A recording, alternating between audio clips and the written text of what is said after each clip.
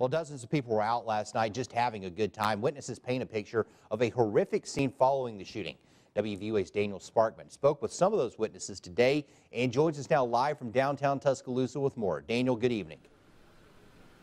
John, the scene tonight is nothing like it was 24 hours ago when a gunman opened fire here outside of the Copper Top Bar in Emerson Square in downtown Tuscaloosa. But you know, that tragic event made everyday people into heroes as they jumped in to help those injured in this mass shooting.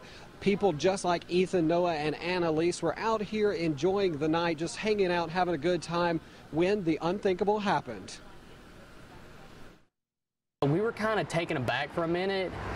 Everyone was just like, oh, what's that? But then people started yelling, I've been shot, somebody's shooting. And when the people were hit, they like ran in the bar if they could, and the AJ kid, he crawled his way in, and that's when the bartender went around and shut the doors and locked them. Noah quickly looked around and found people all around him injured by the gunman. I, right off the bat, saw 3 people who had suffered wounds. I think one of the bullets ricocheted, and a guy got caught in the bridge of his nose, and he was holding napkins to it, but he was bleeding pretty profusely. And another girl had gotten hit in the foot. It did some pretty bad damage to her toes.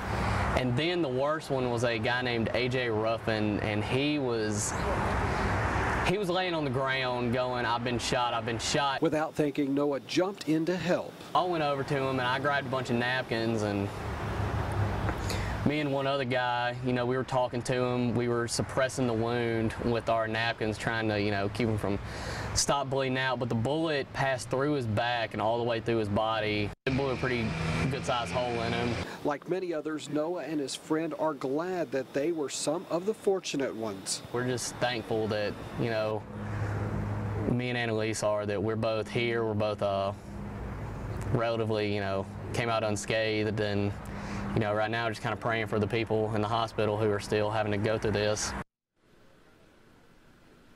John, I also spoke with 2 roommates who were actually inside of Copper Top when the shooting happened, and they said it was like a movie. They heard the first round of shots fired, and they said everybody just froze before the second round began, and then everybody just fell to the ground to take cover.